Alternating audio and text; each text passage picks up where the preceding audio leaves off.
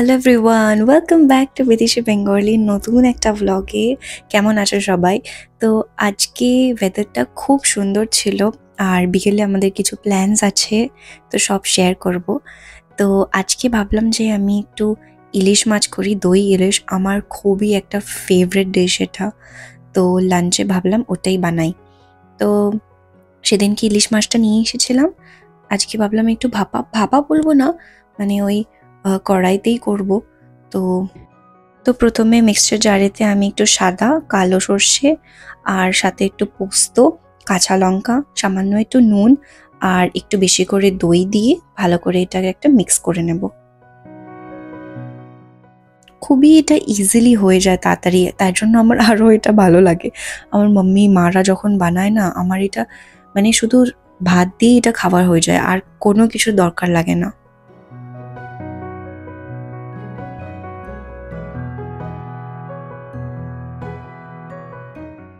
তো মাছটা কোনোভাবেই ফ্রাই করার দরকার নেই, এটা পুরোপুরি স্টিমে হবে।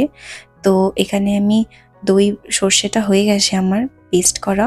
তো আগে কড়াইতে জাস্ট সামান্য একটু দই দিয়ে তারপরে মাছগুলো আমি নুন হলুদ মাখিয়ে রেখেছিলাম।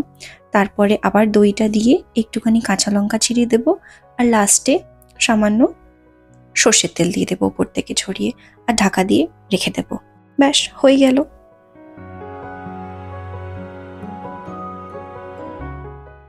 আর পাশে আমি ভাতও বসিয়ে দিয়েছিলাম, তো সাথে সাথে ভাতটাও হয়ে গেছে আমার, মাছটাও হয়ে গেছে। তো চলো সার্ভ করি।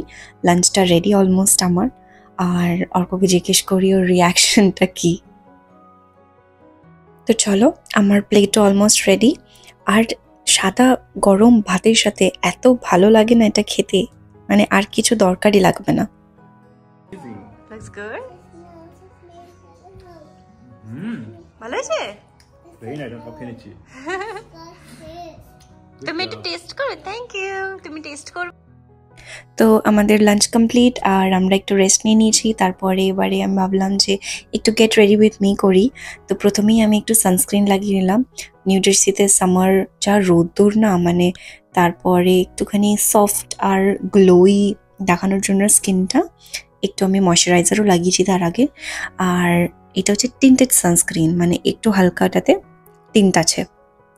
আর তারপরে আমি লাগাচ্ছি একটু সামান্য কনসিলার জাস্ট আন্ডার আইস আর একটু ডার্ক স্পটসের ওপরে, ভালো করে ব্লেন্ড করে নিয়ে তারপরে আমি লাগাবো হালকা একটু ব্লাশ, কেননা ব্লাশটা লাগাবো একটু পিঙ্ক গ্লো দেওয়ার জন্য চিকসে। তারপরে সামান্য একটু আমি মাস্কারা লাগালাম। মাস্কারা লাগালে এত সুন্দর লাগে না চোখগুলো, মানে আইলিডসগুলো। তারপরে সামান্য একটু বাম লাগিয়ে একটু ডিউই মেকআপ করবো যাতে একটু গ্লো থাকে, কেননা সামার আছে, তো সামান্য একটু ড্রাই হয়ে যায় কেমন একটা ভেতরটা। তো অলমোস্ট রেডি হয়ে গেছি। একটু গায়ে সানস্ক্রিন লাগিয়ে নেবো, কেননা এখানকার সামার ওয়েদার খুবই মানে চড়া রোদ্দুর হয়। তো এবার পালা রেডি হওয়ার। তো আজকে এবার আমি টুইনিং করছি, দুজনেই সেম জামা পরেছি আজকে। এবার show your hair, এবার চুলটা দিকে দাও। Can you show your hair? Ah, looks so pretty. Can you go back? Ah, you look so pretty. Say bye. Bye. For beach. Yay. You will say hi. Beach glasses. এই তো তুমি পড়েছো তো bleach glasses, আর মামা হয়েছে পড়েছে। চলো, প্রচন্ড রোদ্দুর। তো আমরা বেরিয়ে পড়েছি। তো আজকে আমরা যাচ্ছি নিউ জার্সির বেলমার বিচের দিকে। তো এটা প্রায় আমাদের বাড়ি থেকে 1 ঘন্টার মতো লাগে, দূরে আছে। আর রাস্তাটা এত সুন্দর লাগে না যখনই বিচের কাছে আসি, মানে চারপাশটা এত সুন্দর সুন্দর বাড়ি আছে, মানে তুমি জাস্ট দেখতেই থাকবে বাড়িগুলো, খুব সুন্দর। আর কি সুন্দরভাবে ওরা মেনটেন করে রেখেছে, লনগুলো এত সুন্দরভাবে মো করা, তারপরে গাছগুলো কি সুন্দরভাবে কেটে রাখা, মানে একদম নিট অ্যান্ড ক্লিন বাড়ি যাকে বলবে।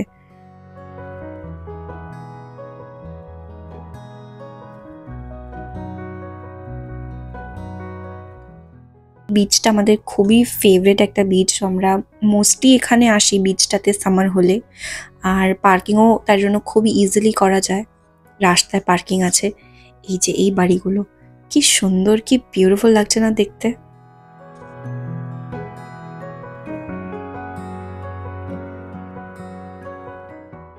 তো আমরা পার্কিং পেয়ে গেছি, কি সুন্দর ফুল লাগিয়েছে চারপাশটা। আর পার্কিং করে আমরা যাচ্ছি এবারে বিচের দিকে।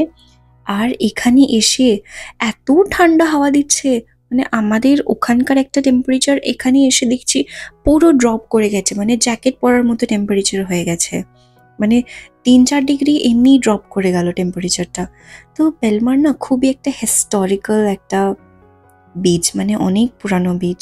আর এটা খুব ফেমাস, মানে বাচ্চাদের জন্য, ফ্যামিলির জন্য খুব ক্লিন। আর দারুণ লাগে বিচটা সামারের জন্য আসার। এবার এখানে খেলতে বসে গেছে।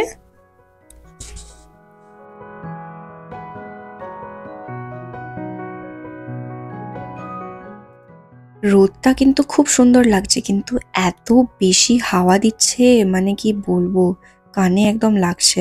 তো আমি একটু স্ন্যাক্স নিয়ে এসেছিলাম খাবার জন্য।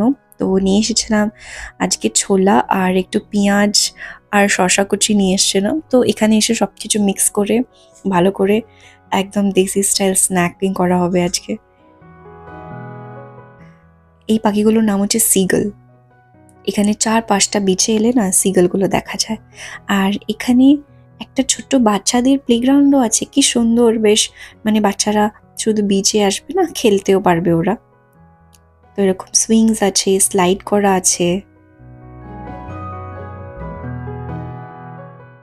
যতক্ষণ আমরা বিচে আছি তখন থেকে আমাদের মাথা খারাপ করে দিচ্ছে যে না ও ওই পার্কে খেলবে। তো ভাবলাম ফেরার সময় ওকে একটুখানি পার্কে একটু টাইম স্পেন্ড করিয়ে তারপরে আমরা বাড়ি ফিরি। সাডেনলি দেখলাম কেউ হয়তো এই সিগলগুলোকে না খাবার দিচ্ছে, তাই জন্য পুরো সব জায়গায় সিগলে ভর্তি হয়ে গেছে। আর দেখতেও কি সুন্দর লাগছে, পুরো 4-5টা সিগল ভর্তি। এরা খুব ডেঞ্জারাস হয়, মানে এদের কেউ খাবার যদি দাও তাহলে এরা কিন্তু ওই জায়গা থেকে একদম নড়বে না, ওখানেই থাকবে। তো চলো, আমাদের অলমোস্ট শেষ ঘোরা, আমরা সবাই টায়ার্ড হয়ে গেছি। এবারে ব্লগটা এখানেই শেষ করি।